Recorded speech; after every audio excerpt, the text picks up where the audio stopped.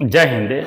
आज हम लोग सर्वनाम के बारे में पढ़ेंगे, जिसमें सर्वनाम की परिभाषा, उसके प्रकार, उसके उदाहरण की चर्चा करेंगे। तो आइए देखते हैं कि सर्वनाम किसे कहते हैं। सबसे पहले सर्वनाम की परिभाषा देख लेते हैं कि जो शब्द संज्ञा के स्थान पर प्रयोग किए जाते हैं उन्हें सर्वनाम कहते हैं, अर्थात संज्ञा के बदले में जो शब्द आता है उसे सर्वनाम कहते हैं। इसका उदाहरण देख लेंगे। जैसे राम विद्यालय जाता है, यह एक वाक्य है और वह प्रतिदिन समय पर पहुंचता है, और यह जो वह है यह क्या हो गया? सर्वनाम हो गया। इसी प्रकार से सीता पुस्तक पढ़ती है और वह बहुत मेहनती है, वह क्या हो गया? सर्वनाम हो गया। और ये जो नाम है राम और सीता, यह संज्ञा हो गया।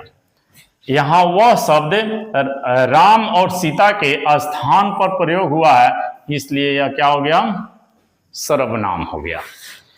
थोड़ा सा सर्वनाम की कुछ बातें देखेंगे, तथ्य देखेंगे। सर्वनाम संज्ञा की बार बार होने वाली पुनरावृत्ति को रोकती है। क्या करती है? कि एक ही नाम को बार बार दोहराने से रोकती है। क्लियर? भाषा को सरल, सुंदर और प्रभावशाली बनाती है। भाषा को सरल बनाती है, सुंदर बनाती है और प्रभावशाली बनाती है। यहां तक क्लियर है? वाक्य को संक्षिप्त और स्पष्ट बनाती है। सर्वनाम में कौन कौन से सर्वनाम हैं? कुछ सर्वनाम की यहां पर नाम लिखा हुआ है, इसको आप एक बार देख सकते हैं। जैसे कि मैं, हम, तुम, आप, वह, यह सब क्या है? सर्वनाम है। वे, ये, कौन, कोई, जो, अपना, इस प्रकार से यह सब क्या है? सर्वनाम है। अब देखेंगे कि सर्वनाम के कितने भेद होते हैं। तो सर्वनाम के मुख्य रूप से व्याकरण में या स्कूली व्याकरण की बात करें, विद्यालयी व्याकरण की बात करें, तो उसमें 6 भेद बताए जाते हैं और 6 भेद ही याद करवाए जाते हैं। तो कौन कौन से भेद होते हैं, यहां पर ध्यान देने की जरूरत है। पुरुषवाचक सर्वनाम हो जाएगा, निजवाचक सर्वनाम हो जाएगा, निश्चयवाचक सर्वनाम हो जाएगा, अनिश्चयवाचक, प्रश्नवाचक सर्वनाम और संबंधवाचक सर्वनाम। कितने सर्वनाम हो गए? 6 सर्वनाम। पुरुषवाचक सर्वनाम, निजवाचक सर्वनाम, निश्चयवाचक सर्वनाम, अनिश्चयवाचक सर्वनाम, संबंधवाचक सर्वनाम और उसके बाद में आपका प्रश्नवाचक सर्वनाम। आगे बढ़ेंगे। अब 6 का परिभाषा देखेंगे और इसका उदाहरण देखेंगे कि आखिर कौन सा सर्वनाम किस सर्वनाम के अंतर्गत आता है। पुरुषवाचक सर्वनाम की बात करेंगे कि पुरुषवाचक सर्वनाम किसे कहते हैं। तो जो सर्वनाम किसी व्यक्ति, पुरुष के नाम के स्थान पर प्रयोग किए जाते हैं तथा बोलने वाले, सुनने वाले या जिसके बारे में बात की जा रही हो उसका बोध कराता है, उसे पुरुषवाचक सर्वनाम कहते हैं। और पुरुषवाचक सर्वनाम को 3 भागों में बांटा गया है। 1 में उत्तम पुरुष, 2 में मध्यम पुरुष और 3 में अन्य पुरुष। अब उत्तम पुरुष किसे कहते हैं? बोलने वाले को उत्तम पुरुष कहते हैं। जैसे मैं, सुनने वाले को मध्यम पुरुष कहते हैं, जैसे तुम, और जिसके बारे में जो कुछ कहा जाए, मतलब जिसके बारे में जो बात हो रही है, उसको अन्य पुरुष के अंतर्गत रखा जाता है। जैसे उत्तम पुरुष में मैं, मध्यम में तुम और अन्य पुरुष में यह, वह, ए, वे, ये सब आ जाएंगे। क्लियर? देखिए यहां पर उदाहरण के तौर पर देख लेंगे कि मैं विद्यालय जाता हूं, मैं, उसके बाद में आप हमारे शिक्षक हैं, आप, वह प्रतिदिन समय पर आता है, वह, और वे खेल प्रतियोगिताओं में भाग लेते हैं। तो मैं, आप, वह, वे, यह सब पुरुषवाचक सर्वनाम के अंतर्गत आता है। पुरुषवाचक सर्वनाम संज्ञा की पुनरावृत्ति को क्या करते हैं? रोकते हैं, और ये व्यक्ति का बोध कराते हैं। क्या कराते हैं? यह व्यक्ति का बोध कराते हैं। हिंदी भाषा को सरल और स्पष्ट और प्रभावशाली बनाते हैं। आगे बढ़ेंगे।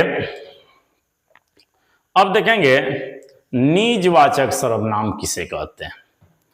इसका परिभाषा है कि जो सर्वनाम कर्ता के अपनेपन मतलब स्वयं या निजित्व का बोध कराते हैं उन्हें निजवाचक सर्वनाम कहते हैं।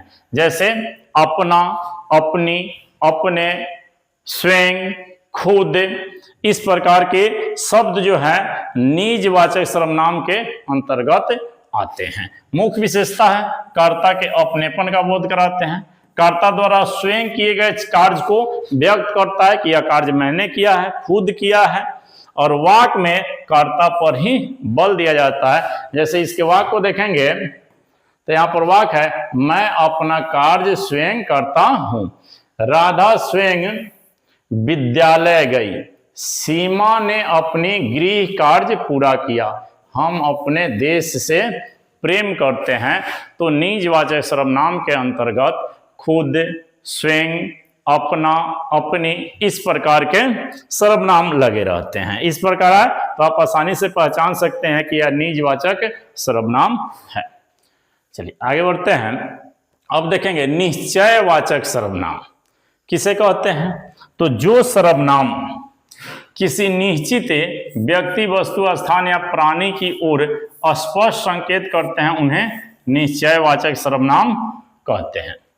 जैसे यह, वह, यही, वही, ए और वे, यह सब निश्चयवाचक सर्वनाम है और इसकी प्रमुख विशेषता है कि किसी निश्चित व्यक्ति, वस्तु या स्थान का बोध कराते हैं, स्पष्ट संकेत या निश्चितता का व्यक्त करते हैं और वाक्य को अधिक स्पष्ट और सटीक बनाते हैं। तो निश्चयवाचक के सर्वनाम के बारे में आप लोग समझ गए कि यहाँ पर यह, वह, यही, वही, ए, वे लगे रहते हैं। क्लियर। चलिए अब देखेंगे अनिश्चयवाचक सर्वनाम। देखिए जो सर्वनाम किसी अनिश्चित व्यक्ति, वस्तु, स्थान, प्राणी का बोध कराते हैं उसे अनिश्चयवाचक सर्वनाम कहते हैं। जैसे उदाहरण के तौर पर देख लेंगे, कोई आया, कुछ लोग बाहर खड़े हैं, किसी ने दरवाजा खटखटाया, कई छात्र प्रतियोगिता में भाग लेंगे, प्रत्येक व्यक्ति को अपनी मेहनत करनी चाहिए। तो यहाँ पर देख रहे हैं कि यह अनिश्चितता का बोध कराता है कि कोई, कुछ, किसी, कई, इस प्रकार के शब्द। अब देखेंगे इसके कुछ उदाहरण हैं। जैसे कि कोई लगा हो,